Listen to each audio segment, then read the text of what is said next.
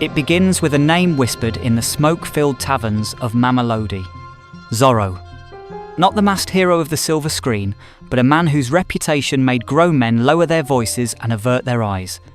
For decades, he walked among the people, but never with them. Some called him a businessman, others called him a gangster. Many didn't call him anything at all, because to speak his name was to court danger. On a late Friday afternoon, as the township settled into its weekend rhythm, Zorro's life came to a sudden, brutal end. It was just after 4 o'clock when the Toyota Hilux he was driving slowed near a familiar stretch of road. Witnesses say the sound came first, the sharp, metallic cough of assault rifles. By the time people turned to look, the Hilux was already shuddering under a storm of bullets. When it stopped, it wasn't by choice.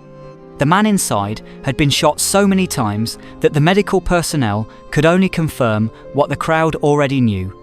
He was dead. Days that followed, social media lit up like a fire. Some celebrated, some mourned. Many claimed they had expected this ending for years. Zorro, they said, was not just any gangster. He was tied to the most feared syndicate in Mamelodi, a group that calls itself Boko Haram. The name is borrowed from the notorious terror organisation in Nigeria, but this is not the same group, nor is it driven by any political or religious ideology. Members of the so-called Boko Haram gang were notorious in the area. There have been a lot of reports about them and the violence that they've been meting out on the community. It comes to extortion, go up to business and say, pay us money or else you're going to be robbed. And people have been paying out. In Pretoria, Boko Haram is the street name for a local criminal gang, feared not for bombings or insurgency, but for its grip on the township through extortion, intimidation and violence. Here, the name means something entirely different. It means you pay to keep your business open. It means you keep quiet to keep your family safe. It means fear. It means control. For years, they had moved like a shadow across the township, demanding protection fees from almost every corner of the local economy.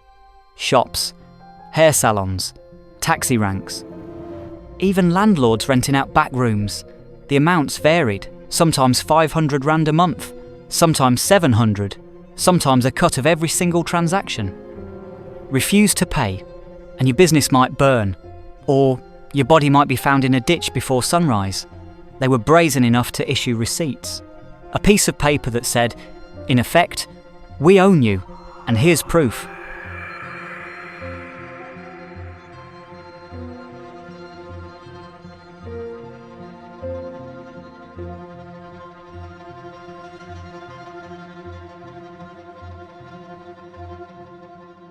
When Zorro's death hit the streets, one name came up over and over again: John Wick.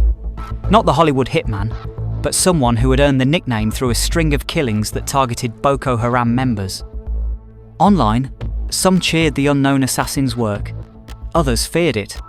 The police, for their part, neither confirmed nor denied the existence of such a figure.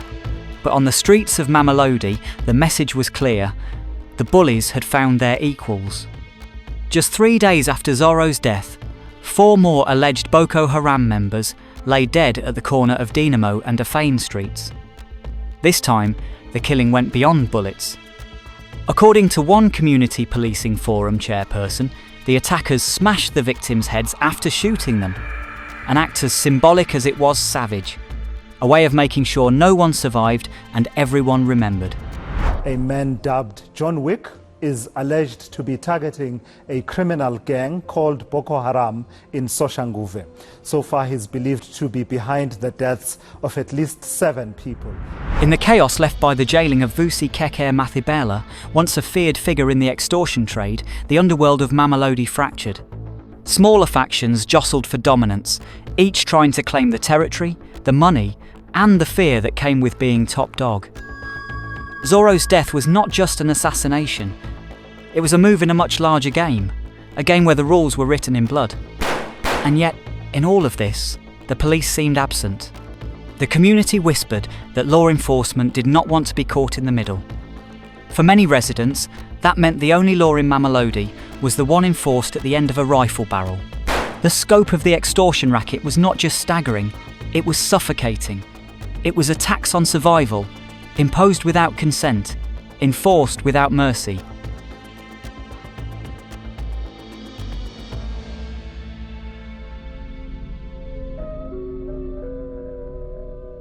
On the dusty edge of Mamelodi, a tyre trader sat in the shade of his corrugated tin awning, counting out 100 rand each week.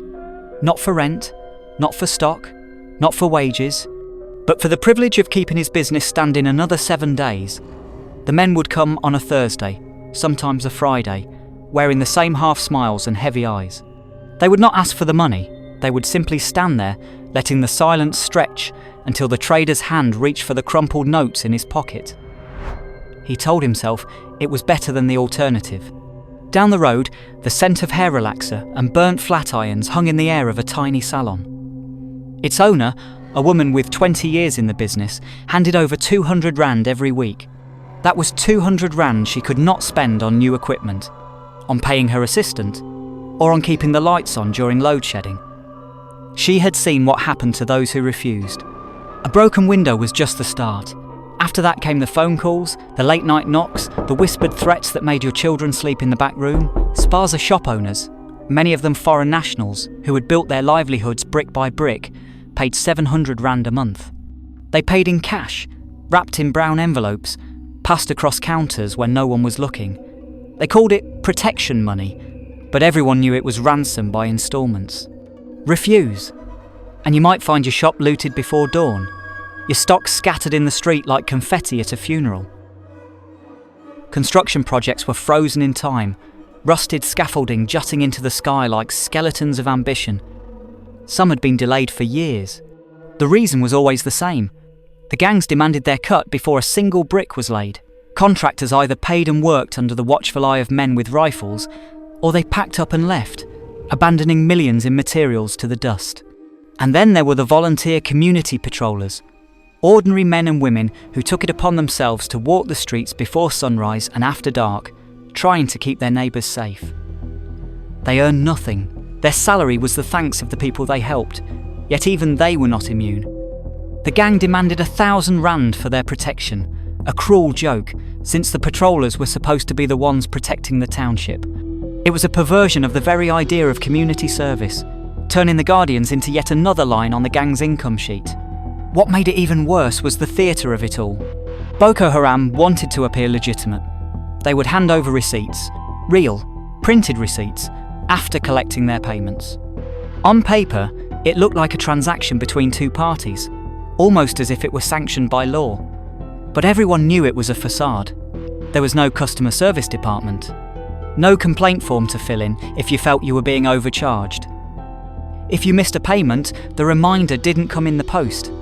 It came in the form of a boot kicking down your door. The absurdity of it all was almost comic. Almost.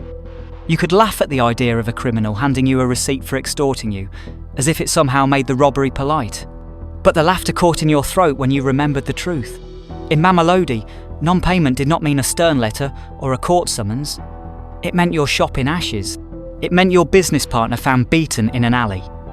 It meant your child walking home from school and never making it to the front gate. In this economy of fear, the currency was not just money, it was obedience. And the price for disobedience was always paid in blood.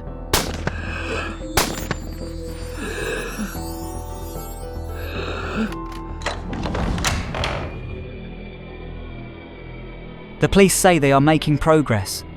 In the past 5 years, 722 extortionists have been arrested. 52 have been sentenced, their prison terms adding up to 89 years and 7 months.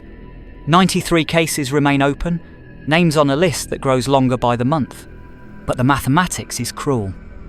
In the time it takes to arrest one gangster, 2 more step into his place. For every extortionist in prison, there are a dozen still collecting fees in cash-stuffed envelopes. Last July, Boko Haram's reach extended beyond Mamelodi to a road construction project in Bronkhorstbrug. 12 men, allegedly linked to the gang, arrived to disrupt work on the R568, a road connecting Bronkhorstbrug to Siabuswa via Kwamlanga. 5 never made it back. Their bodies were found in Cullinan, tortured and murdered. The R120 million project continued without them, It was a grim reminder. In this world, violence is currency, and the cost of losing is always paid in flesh. Mamelodi is a place of music, laughter, and resilience. Its pubs are lively, its streets are alive with commerce and community. But beneath the surface runs a darker current. A current fed by fear, by greed, by a gang that tells the people they are protecting them while holding a gun to their ribs. Zorro's death was one chapter in a larger, blood-soaked saga. It was a warning and a promise, depending on who you ask. For some, it meant justice. For others, it meant that the storm had only just begun. And somewhere in Mamelodi tonight, behind the rattling shutters of a spaza shop or the locked gates of a taxi depot, someone is counting out cash, protection money, and wondering if they will be next. Because in this war for control, the bullets never run out. Only the people do.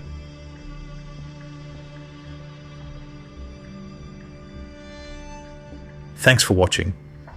If you found this story eye-opening, give this video a like and make sure to subscribe so you don't miss our next investigation.